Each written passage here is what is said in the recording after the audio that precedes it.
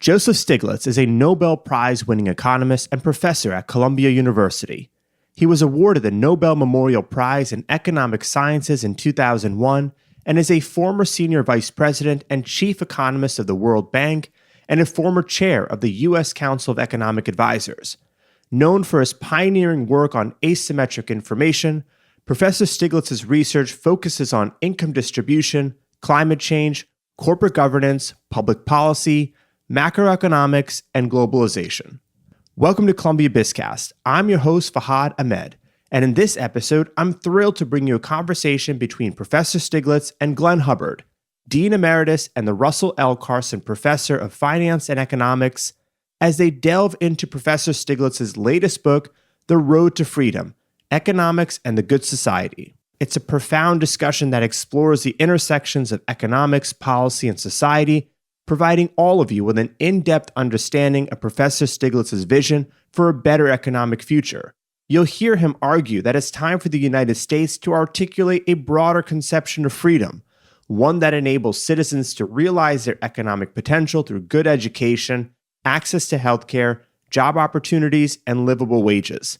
Professor Stiglitz and Hubbard examine the impacts of neoliberalism on the economy and share their insights on what lies ahead for 2025. And drawing from his vast experience, Professor Stiglitz provides a compelling narrative on how economic policies can shape a just and equitable society.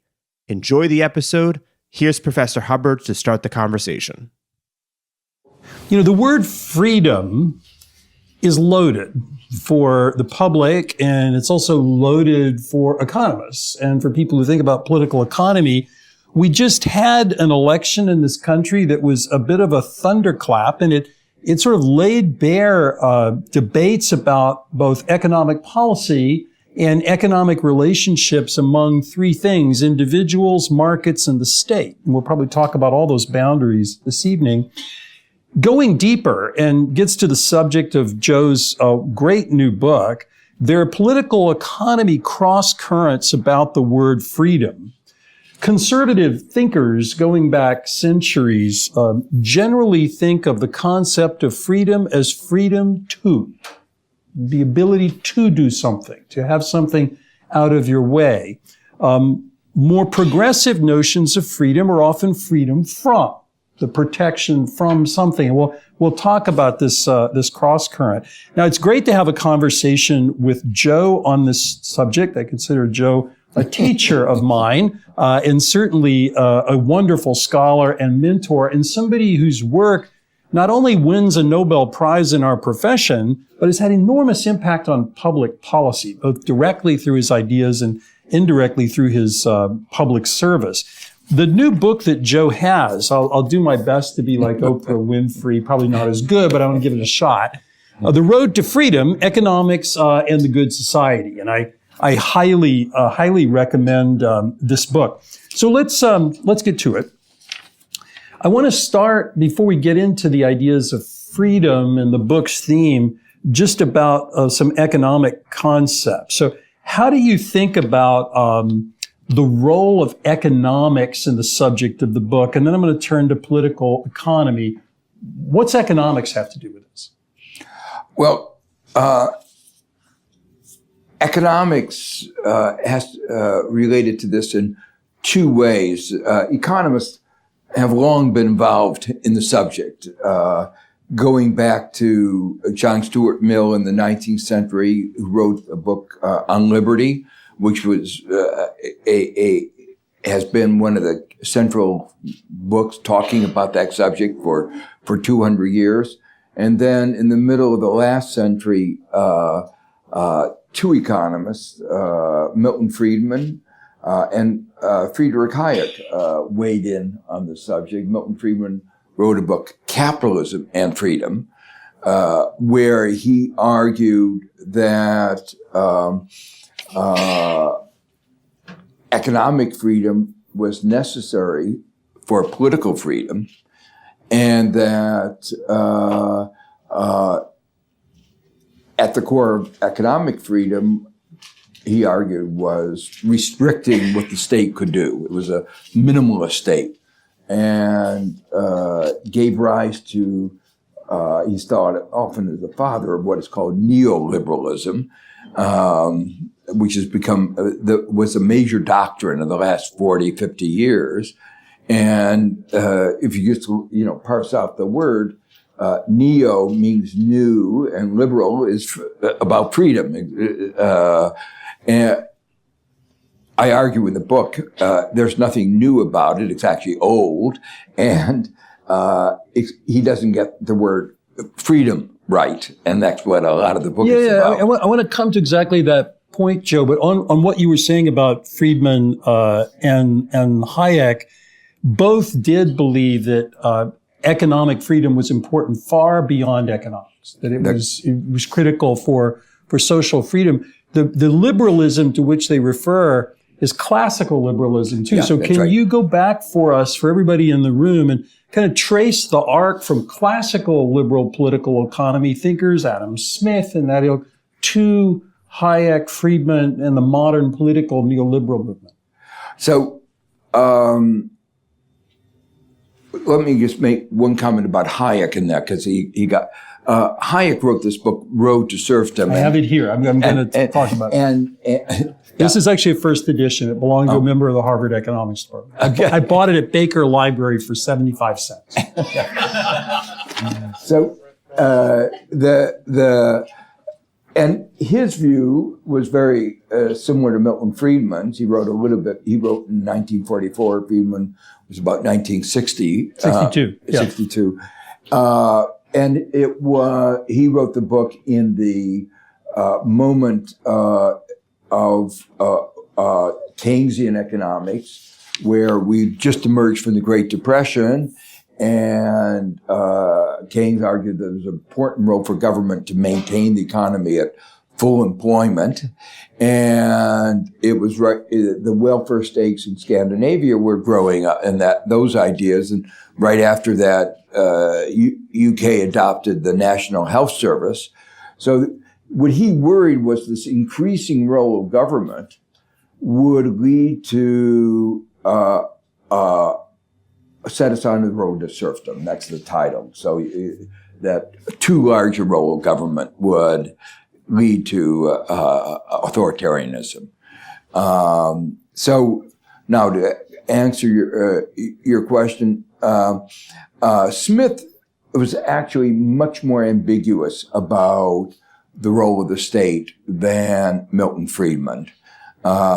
He wrote several important passages that were adopted, and all of you know, adopted by Friedman and the neoliberals, which were the invisible hand. That the pursuit of self-interest leads as if by an invisible hand to the well-being of society. And he talked about you don't rely on the baker and the butcher for doing what you need out of altruism, but out of self-interest. But if you read the entirety of Adam Smith, what he was saying, this was an important force. And then he talks about the need for all kinds of regulation. And he says that, if you put two businessmen in a room, they'll start conspiring against the public interest. And he's very strong that labor regulation is really important, protecting workers. So he had a much more holistic view about the role of the state. It wasn't really the invisible hand as the only force that you should rely on. So the use of the word liberal, meaning free, is still there in Europe. And so the liberal parties in Europe are what we would call conservative in many ways, but they're very much, what is very interesting, the liberals in Europe, like Margaret Vestager, are for very strong competition rules. And so she was, very strong in attacking the digital, the GAFA. And she was also very strongly in support of digital regulation, because she was also worried about harms that the digital platforms could impose in our society. So even though they believe in free markets, it was not unregulated markets. Yeah, and just to add to what you say, with which I agree, Smith also wrote The Theory of Moral Sentiments. Very much. And which he actually thought was his best book. It was a book written before The Wealth of Nations, almost 2 decades before The Wealth of Nations, that is more of the view that you're espousing. So that I certainly... And he didn't, he didn't repudiate those views in his later work, The Wealth of Nations. Now, again, here's my second Oprah Winfrey moment. This is The Road to Serfdom. Now, one of the reasons The Road to Serfdom caught on so much in this country was actually serialized in Reader's Digest magazine. Unlike Milton Friedman, who is a wonderful writer, easy to read, Hayek is not. If you've read The Road to Serfdom, it's not like Milton Friedman, but DeWitt Wallace tried to make it easy for America and put it in Reader's Digest. But I want you to now define your concept of economic freedom. We've talked about Hayek and Friedman's view that whatever economic freedom is, it's centrally important for political freedom, whether it's the Road to Serfdom argument of Hayek or Friedman's arguments in Capitalism and Freedom. What's the Joe Stiglitz view of economic freedom? What's the definition?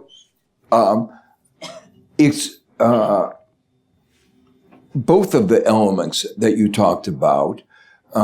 Basically, I begin from an economist perspective that freedom is freedom to do. It's your opportunity set. If you don't have any opportunity set, if you only have one thing to do, you have no freedom. So that's why I say somebody who is on the point of starvation doesn't really have freedom. He does what he has to do to survive.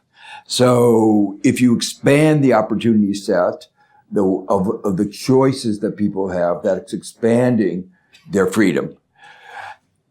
An important element that I emphasize, and is really one of the crucial ideas here, is that expanding one person's freedom may contract that of another, so that opportunity sets are interdependent. And so when some conservatives say,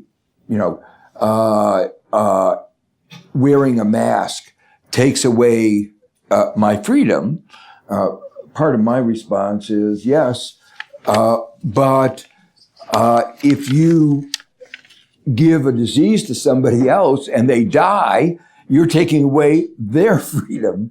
And we as a society have to balance these freedoms. And most people would say the inconvenience of wearing a mask is not as important as the ability to live. And that goes to issues like gun control. We know that having more guns around leads to more people dying.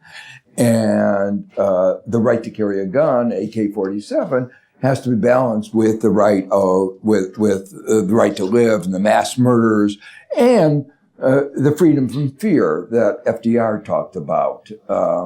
That having everybody having a gun means children have to, even in school, have to learn what to do when a gunman comes into your room, into your school, and that the fact that they go through drills on that creates a sense of fear and has consequences.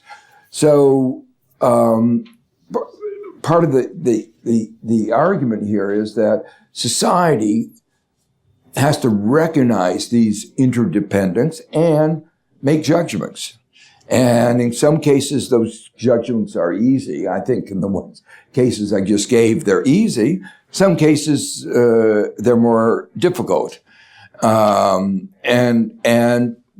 one sees regulations, one has to see regulations through these lenses. 10 Commandments are a set of regulations.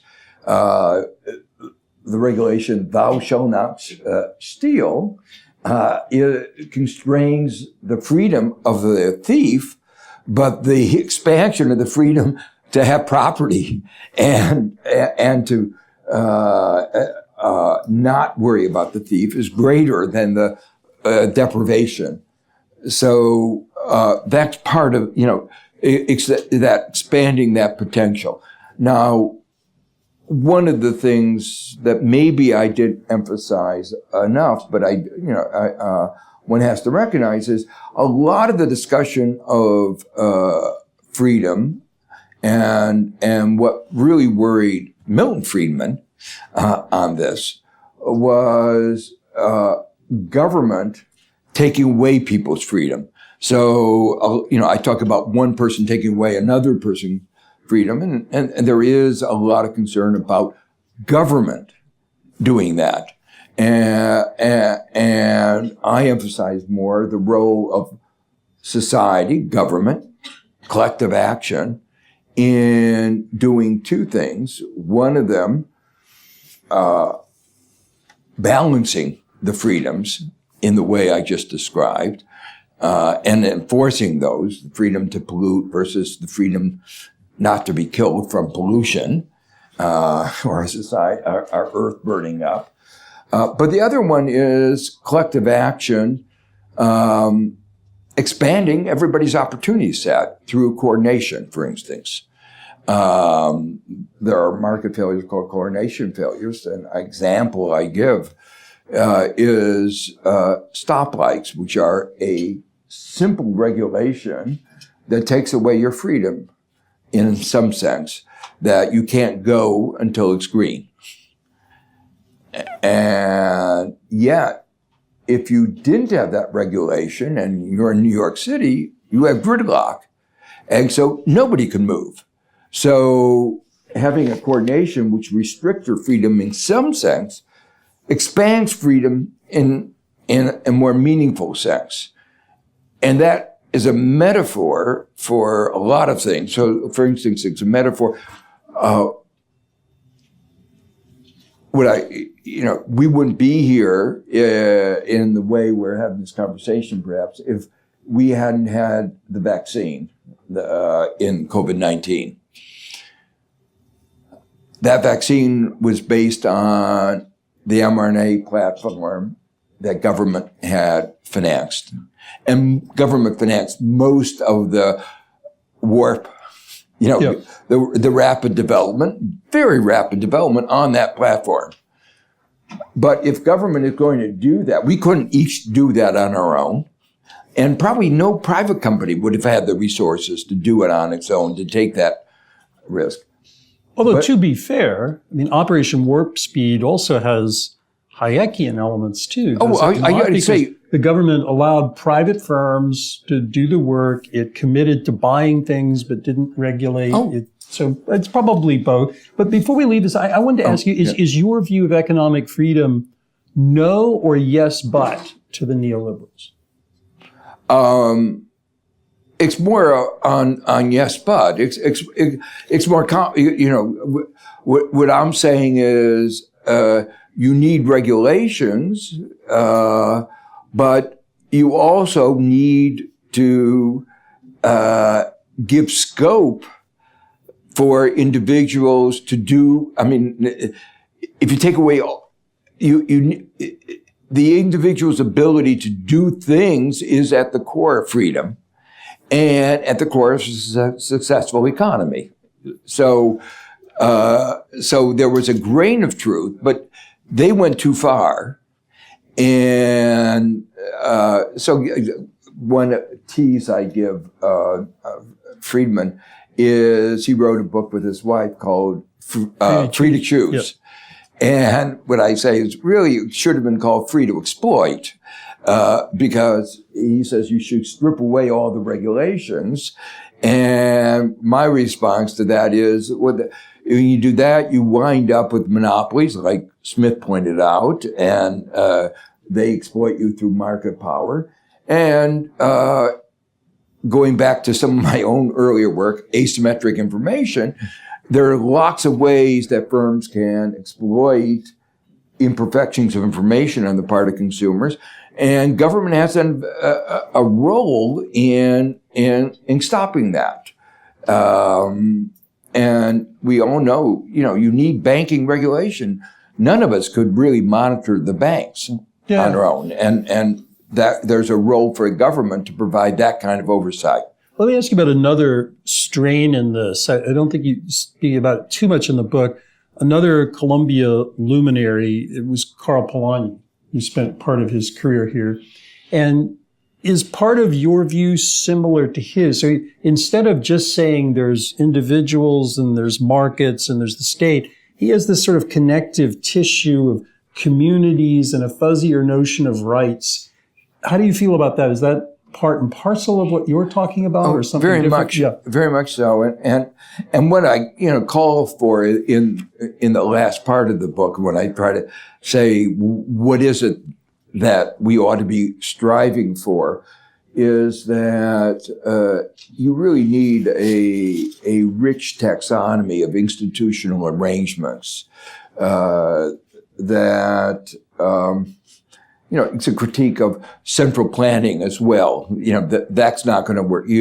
It's that you need, as we move, for instance, to the care economy, we're going to need, I don't trust hedge funds for running nursing homes. I think, you ask, when you see hedge funds buying a lot of nursing homes, you start to say, do they have a comparative advantage in managing nursing homes? And at first blush, it might not seem so. And then you say, well, why are they doing it? Well, it may be that they are better at exploiting. They care less about taking advantage of elderly who may not be able to tell whether they're being ripped off. And I feel more comfortable with an NGO, a church group, running an old age home. They may not do it as efficiently, but they're not going to be as exploitive.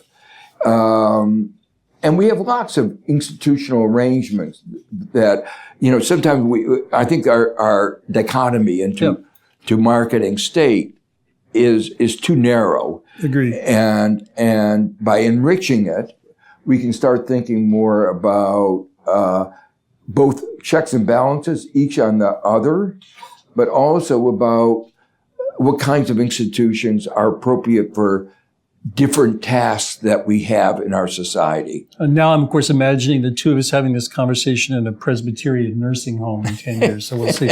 But let me change the channel to the election and current events. So is the elevator pitch for the road to freedom that you've talked about tonight, is elaborated in the book, can that win an election?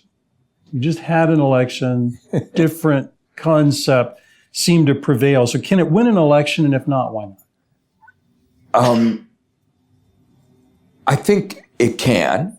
I should be honest. I was hoping when I wrote the book that it was the language would be used in the election, and Kamala did try to use some of this language. I think freedom does appeal to everybody as an innate concept that we want, and part of what I was trying to argue for in the book was that the freedom had been captured by a certain segment on the conservative side, and in more modern versions are much less sophisticated than Hayek and Friedman. We had the Freedom Party as the Freedom Caucus. In the Republican Party, which wanted to hold up as hostage a whole Congress for their particular views. So it was partly written in the hope that the Democrats would recapture that language and talk about their notion of freedom. So I do, and I think some elements of it resonated.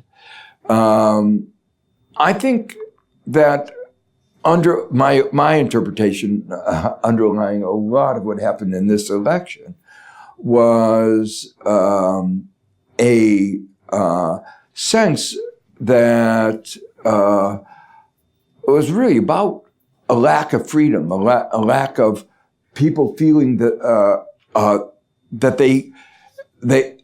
they were being their scope for freedom had been very narrow. They were pushed to the wall.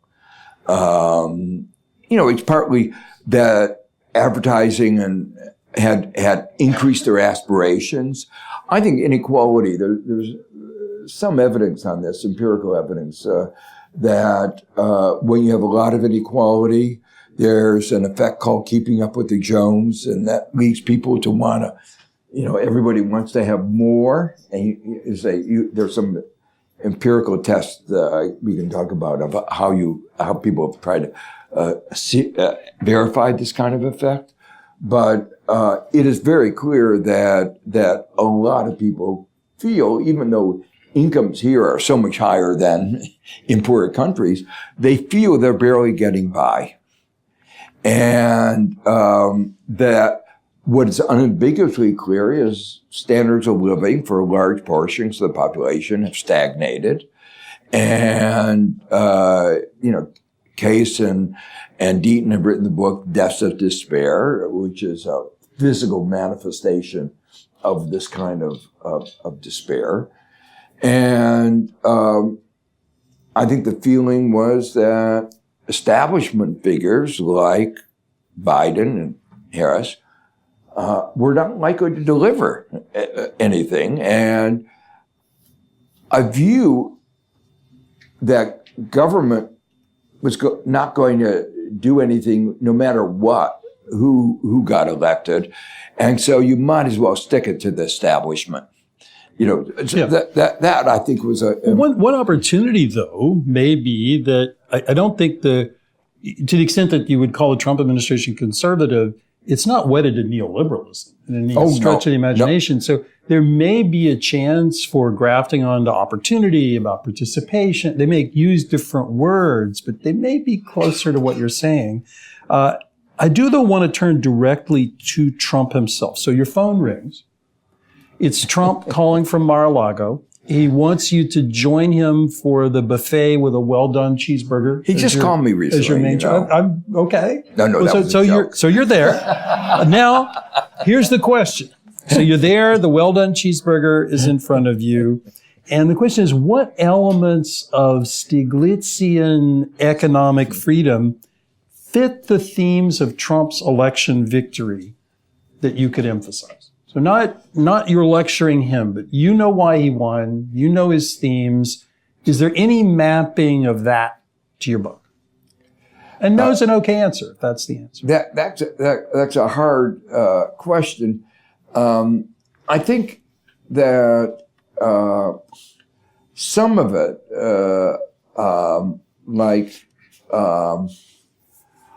a better management of globalization, one of the elements of his, protectionism, I think does fit, and we've had discussions about that before. That neoliberalism was part of the doctrine, was stripping away all tariffs, all management of exchange rates. In that sense, let markets rip. And my theoretical analysis, going back to my work with David Newbury in the 80s, we showed that when there were imperfect risk markets, free trade could make everybody in all countries worse off. So, it was a very specific model, but it emphasized how trade opening can increase risk. There's other work that emphasizes the distributional effects, which have been adverse to a lot of people. And then there's other work that emphasizes that countries' production capacities are endogenous. and the loss of manufacturing capacity and the lack of resilience are a concern to me, as they are to Trump. So I don't think the way he's going about doing it, and random taxes on countries you don't like and threatening to impose tariffs on people who threaten to use different currencies. I don't think that's a way of creating a good global system. And the issue, I don't think autarky is the answer. There are benefits from trade. It goes back a little bit like we said, Smith on Invisible Hand had an important element of truth. Ricardo's comparative advantage has an important element of truth that we don't want to ignore, but he didn't have the whole story. So he explored a yes, but. Okay. So that would be one thing that where we could agree, maybe. So you should probably finish your cheeseburger because he's not going to invite you back. With I know that. Okay. Yeah. So I want to ask you this. You mentioned globalization. I think of globalization and probably greater technological advance over the past several decades as being very transformative for the economy, for good or for bad. There's some people, including probably everybody in this room, who benefited handsomely from those forces. There are people in places that did not. Now, along comes in the present moment artificial intelligence, generative artificial intelligence, which can, with much greater speed, perhaps, than we saw in the waves of previous technological advance and globalization, transform employment opportunities, communities, and so on. Does that put a magnifying glass on what you're saying? Is this sort of really gasoline on a fire of the need to consider? How do you think about a faster moving structural change? Very much so. It does, because part of the issue here is speaks of adjustment. An imbalance between the forces driving adjustment, driving change, and the ability of society to adapt. So, one part of it is that globalization has done well for certain occupations and certain places. You go to Silicon Valley, it's doing very well most of the time. New York is doing well. There are certain places that are doing well, and there are certain places that really are not doing very well. And over time, people move, people change the younger people get new skills.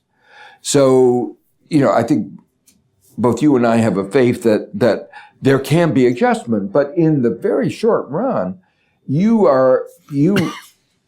gone to school, you've gotten certain skills, you're 45 or 50, and the market changes, and all of a sudden your skills are valued at a third of what they were before. You're in a pickle, to use a Midwestern word. You can't change. So part of what we're talking about here is the speed of change. And AI is maybe putting that on steroids. We don't know yet, right. But there is a real risk that it does, and that is really the real threat to our society. Even after the adjustment, it may change the relative demands for different kinds of factors of production. Yeah. So it will have very big distributive effects even after the adjustment, but the short-run effects may be actually devastating. Let me ask you a couple more questions. That's just a cue for all of you to be thinking of your own questions for Joe. But based on what you've talked about in the book and what you're talking about tonight on economic freedom, can you map that into causes of polarization and distrust in society? Are those related? And if so, how would we rebuild trust? And how important is economic freedom in your conception to do that? Yeah. So there are several parts of this. One of them is the point that we've just been discussing, which is neoliberalism, because it paid very little attention to distribution. It basically said trickle-down economics will make sure that if we make the pie bigger, everybody will benefit, has led to growing inequality in the United States. And let me emphasize one part of that is that it is a set of market failures like monopoly power, like the ability of some people to get rich by exploiting other people. So it's the deep failure in neoliberalism in the sense that it didn't constrain the ability to exploit that led to some of the inequality, but some of it is just even if things have been perfectly competitive, free trade between developed and developing countries will lead to more inequality. So growth and inequality means people live in different worlds. And as you have more inequality, we've had an increase in economic segregation in the United States that's been well documented. If people live in different worlds, they start thinking differently. And they think others are different from them. And so that has contributed to the polarization. There's another factor, though, that I talk about in the book, which is that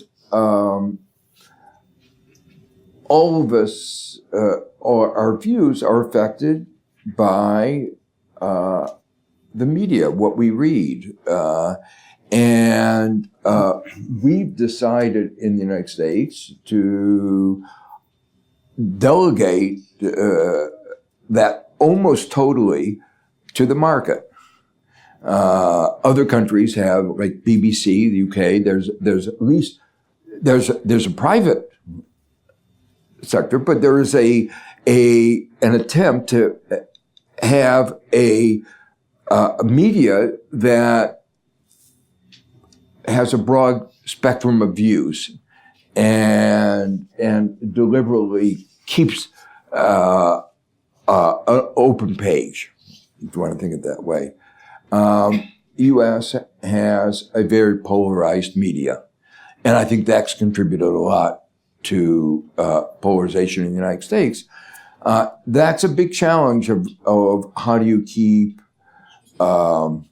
freedom of speech and an open media. I think the Scandinavian countries have done a much better job than we in the United States have. And their institutions have shown that you can have a state media, state allocation of funds to private media, and it can work. Okay. I want to close out, at least from me, with going back to the contrast between at least neoliberal philosophy as opined by Hayek and what you're talking about. So I think of Hayek's views as being very consistent with conservatism, and is all about modesty. So in the pretense of knowledge, Hayek warned in a quote about acting on an incorrect belief that we possess the knowledge and the power which enable us to shape the processes of society to our liking. You know, he wrote about, he called it the man on the spot. We'd say the person on the spot. Everything is devolved. You argue in the book that we should push for as large a change as our democratic system will permit. That seems like a different level of modesty than Hayek. So help me with that. Yeah. So there are two things. I mean,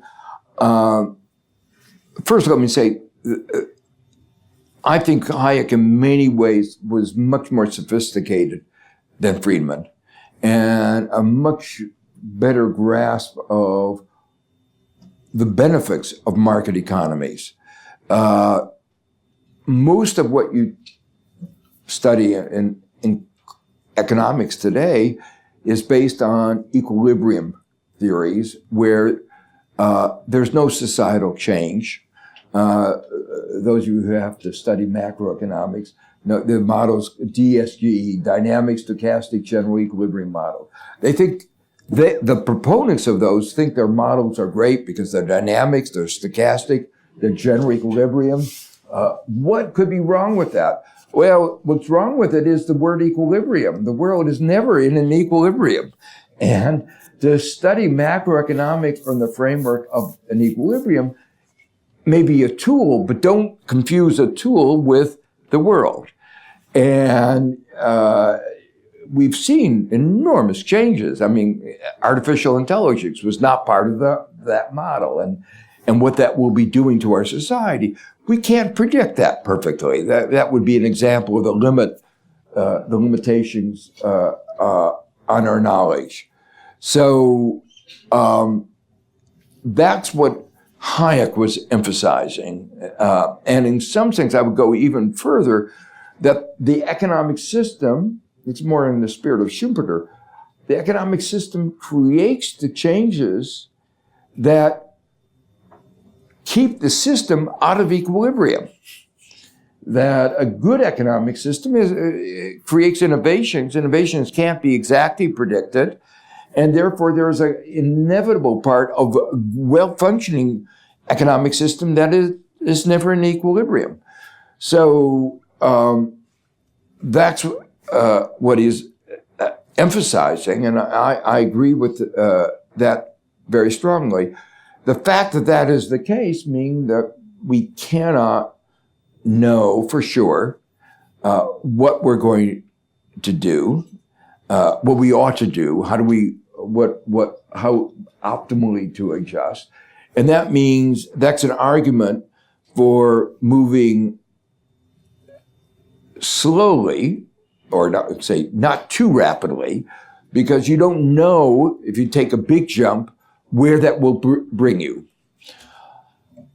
There's a second reason, is if you take too big of a jump, you risk not bringing the rest of society along with you. And beliefs, understandings are an important part of societal functioning. For a country that's never had an antitrust law, to try to explain to them competition ideas is difficult. And so, and if you pass a competition law, people will try to circumvent it because they don't understand the functioning of competition policy. And so there is a teaching function. I'm sure you felt that when you were chairman of the Council of Economic Advisors, that one of our main job was to teach the president and to teach the rest of the government what the arguments were. But teaching a broader range of society is even more difficult. So, and part of the reason I wrote that particular passage is a feeling that, sometimes you get a feeling that we need a revolution. We need really to change things very dramatically. I rarely have that feeling. Okay. But when you look at the history of revolutions, whether it's the Cultural Revolution in China or what happened in the French Revolution, what happened immediately after those revolutions was not a very pretty picture, or in those revolutions. And so I believe very strongly in a democratic society, but and I don't want there to be no change. And sometimes I have the feeling when people see the discontent that we have on both, in the Democratic Party, you hear some people say, well, just a little bit more education will solve the problem. I think we need more education. That's a self-interested view, but I think it's in general true. More education is better. But I don't think that alone is going to solve our problems. So I think we need more change than we've been having. But in some ways, Trump is on the Republican Party, is supposed to be conservative. He's a revolutionary in many ways. If he got everything he wanted, it would be a revolution. And I think it's a revolution that would not work very well. Okay, I've got a quick lightning question for Joe, but I'm going to save it to the end. Out of Hayekian modesty, I'm going to turn to you. So I'm going to go parts of the room by parts of the room. I'm going to start over here. Anybody got a question on this part of the room? Yes. Yeah, Professor, thank you very much.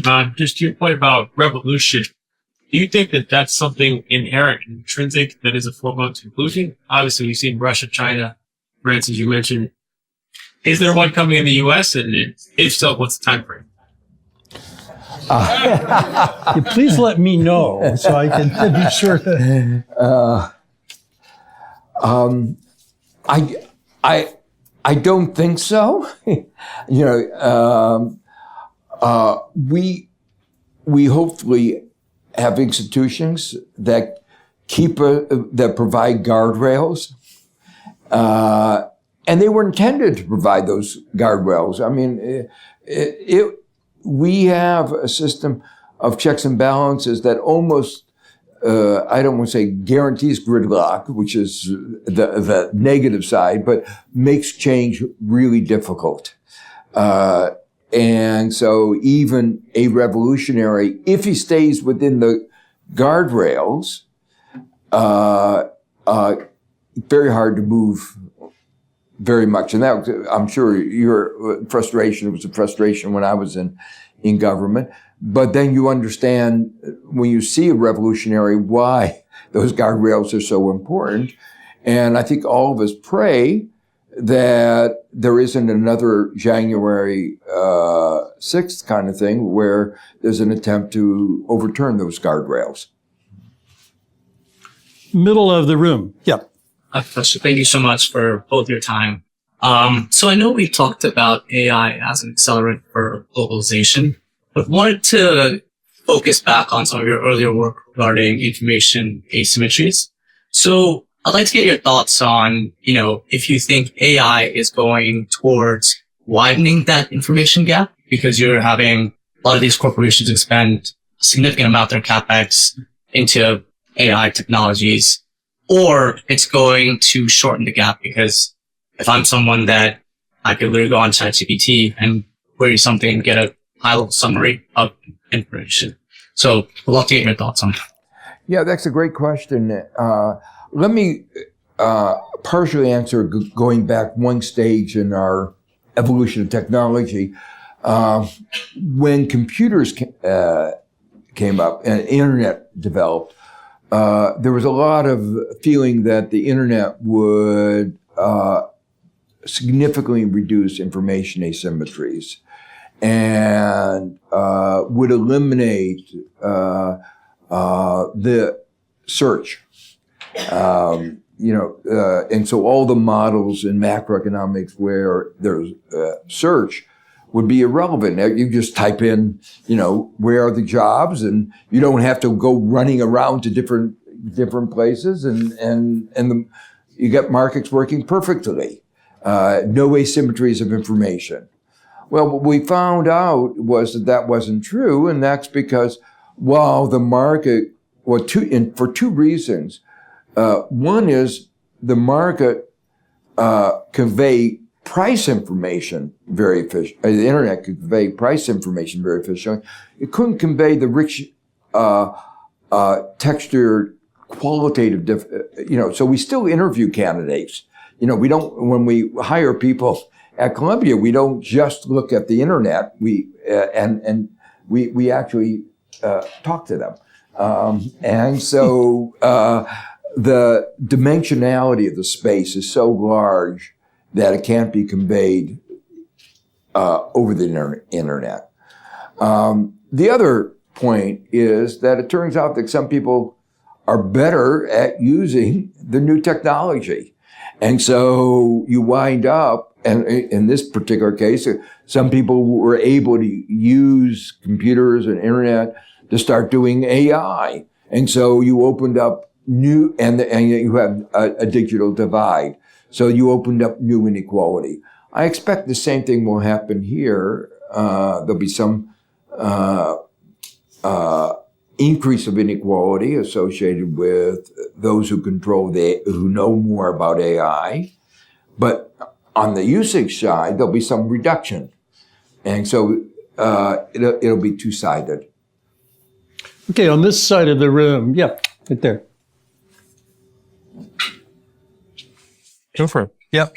Sorry. Yep. So you talk about monopolies as it relates to corporations, right? And agreed on that, right? That once they get more power, they tend to abuse it. But the largest, monopoly is the U.S. is the government situation. So obviously you have to trust the government. Do you address any of that in your book at all? Meaning to have it a function as it relates to the economy, not everything that's like a genius. And then the only thing that I'd ask then is then how do you look at like California as what they just went through specifically versus national, on a national view, where there's been a lot of pushback from what they've been doing in the past. And you'd say they're probably the most aggressive, right? And just looking at those and sort of a reset in certainly some areas, if not all. So on the first part, I talk about trust in the book a lot,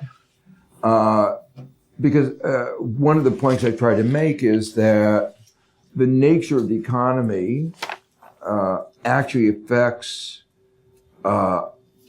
people, what they're like, how they behave.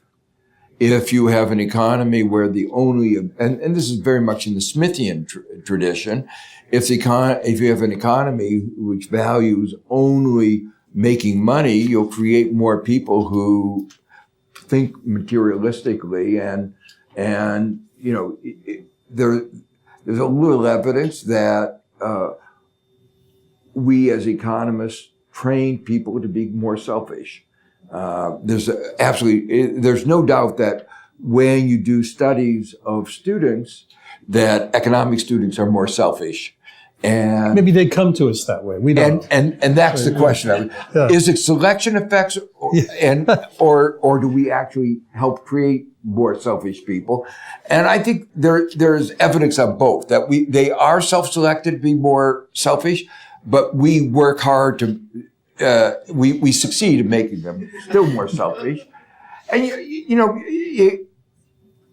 it's not a surprise when you say that the model of the Homo economicus, somebody rational, is selfish, and you don't criticize that. You just accept that is the way humans are. It normalizes selfishness. And Smith talked about the importance of empathy. Yeah, in the theory of moral sentiments. Yeah, in his theory of moral sentiments, that he actually didn't believe that people were selfish or should be selfish. So if we talked about that more, you could imagine cooperative society where you have more cooperatives, you would wind up with more cooperative people. So the argument is that the way our economy has been structured has actually undermined trust in a number of different ways. And there's absolutely no doubt that the financial crisis of 2008 led to a decline in trust in our institutions and, interestingly, in government because of the way that the bailout was managed. So that it's both trust in others, trust in institutions, and particularly trust in government.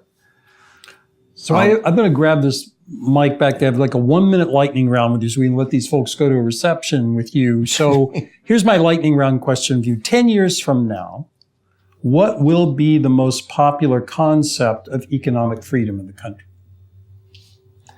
Well, we can't predict the future. That was what we said a few minutes ago.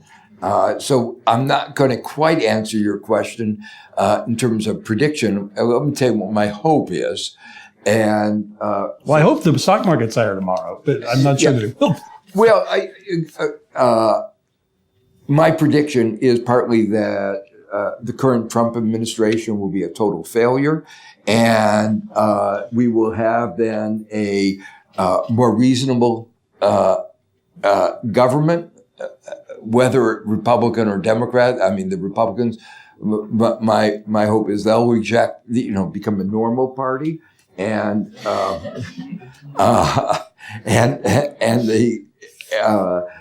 so we have a reasonable government, and so a reasonable government will start talking about freedom in the terms that I've laid out, and that we will have more reasonable discussions on the balancing of freedoms, freedom to do, freedom from government taking away your freedoms. That will be part of the discussion.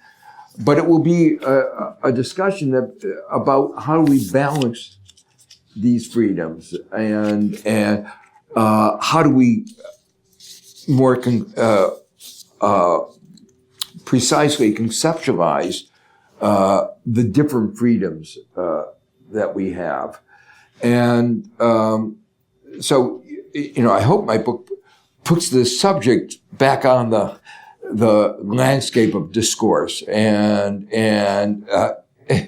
if in 4 years' time we come back, we have the opportunity to come back, I think there will be a discussion along the lines that I've laid out here, because I think it's what people really do care about. It's more than material satisfaction. They want a broader conception of well-being, and freedom is an important, what we can choose, what we can do is an important part of our sense of well-being. Okay, we're about to grant you freedom from hunger and freedom to have a drink. And it's in room 540, but first join me in thanking Joe Stiglitz.